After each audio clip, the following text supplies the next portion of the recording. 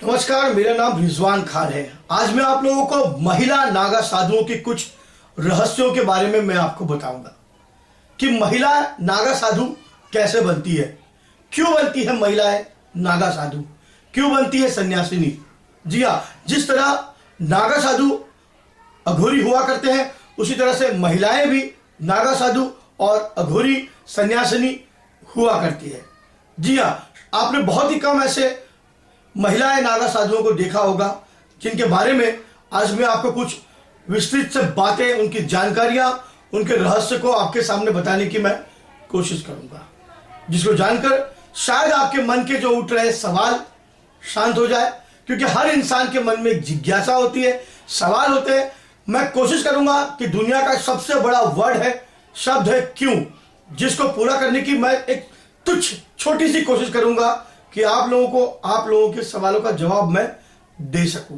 मैं पूरी कोशिश करूंगा, लेकिन मैं इतना कोई बड़ा तांत्रिक ज्योतिष आचार्य, अघोर आचार्य नहीं हूं। लेकिन फिर भी मैं एक छोटा सा, मेरे गुरु परम पूज्य गुरुदेव श्री मोती सिंह राठौड़ के आशीर्वाद से, उनके बताए हुए मार्गदर्शन पर, उनकी सिखाई हुई शक्तियों से, मंत्रों से और उनके दिए हुए आशीर्वाद से मैं ये कोशिश जरूर करूंगा कि मैं लोगों को कुछ ना कुछ जानकारियां दे सकूं। जी हाँ, महिलाएं नागा साधु कैसे बनती है। सन्यासीन बनने से पहले महिला को 6 से 12 साल तक कठिन ब्रह्मचर्य का पालन करना होता है।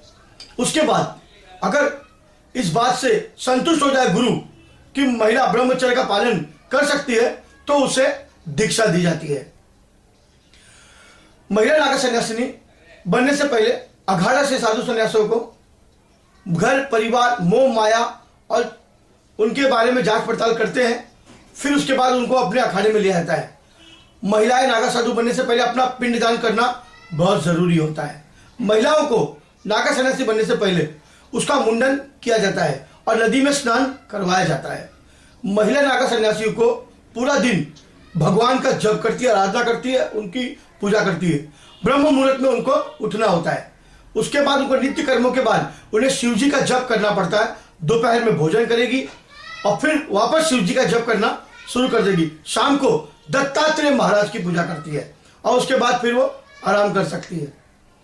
कुंभ में नागा साधुओं के साथ महिलाएं सन्यासी भी शाही स्नान करती है। अखाड़े में सन्यासियों को पूरा सम्मान दिया जाता है। जब महिला नागा सन्यासिनी अखाड़े में सभी सन्यासी साधु संत उन्हें माता कहकर ही संबोधित करते हैं। महिला नागा सन्यासिनी माथे पर तिलक और एक चोला धारण करती है। आमतौर पर यह चोला भगवा रंग या सफेद रंग का भी हो सकता है। सन्यासी बनने से पहले महिला को यह साबित करना होता है कि उसका परिवार और समाज से उसका बहिष्कार हो चुका है या उसने अपने समाज को, परिवार को छोड़ दिया है और वो भगवान की भक्ति करना चाहती है, लोगों की सेवा करना चाहती है। उसके बाद ही उसके जब जांच पड़ताल होती है तभी उसे दीक्षा दी जाती है। पुरुष नागा साधु और महिला नागा साधु में फर्क सिर्फ इतना सी है कि महिला नागा साधुओं को एक पीला वस्त्र पहनकर रहना पड़ता है और यही वस्त्र पहनकर स्नान भी करना पड़ता है। इन्हें नग्न स्नान की अनुमति बिल्कुल नहीं है। यहां तक कि कुंभ के मेले में भी ये वस्त्र पहनकर ही स्नान करेंगी।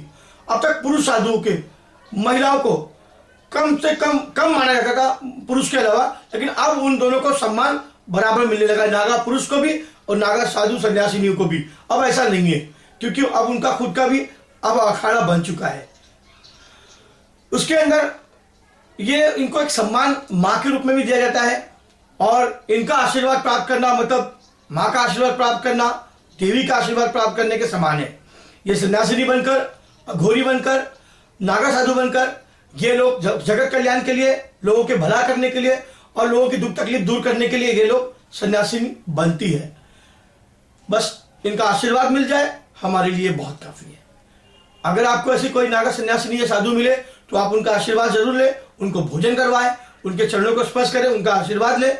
उनका अगर पैर आपके घर में भी पड़ जाए तो आपके घर की अला भला, जादू टोना किया कराया सब दूर भाग जाएगा।